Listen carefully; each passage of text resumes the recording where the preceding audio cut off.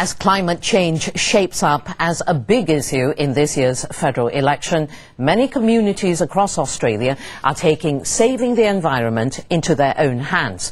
One Sydney school in the now marginal electorate of Wentworth was the focus of attention from both sides of politics today. Paddington Public School wants to become carbon neutral. In fact, its Parents and Citizens Committee wants to make money to invest in solar panels and improving water efficiency. So it had the school audited to find out what they could do to become more sustainable, and the result seemed achievable.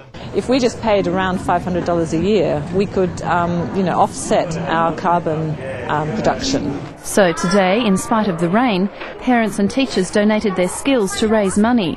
The school says the idea came from the children. A lot of children have anxiety about their future. I think children these days are quite knowledgeable about environmental issues too. The Environment Minister says children can help show their parents the way. Schools are a really great place for environmental initiatives, for water saving, for energy efficiency, reducing our carbon footprint.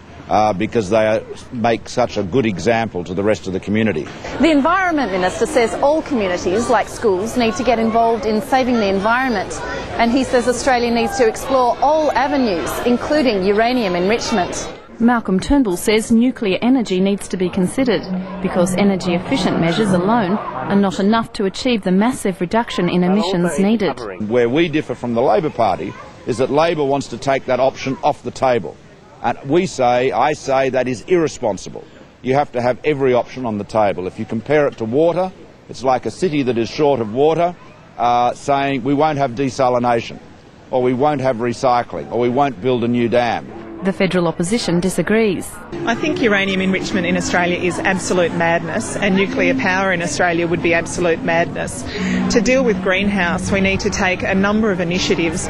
None of them involve reprocessing or nuclear power in Australia. Tanya Plibersek says that until the government explains what it will do with nuclear waste, it's not worth talking about.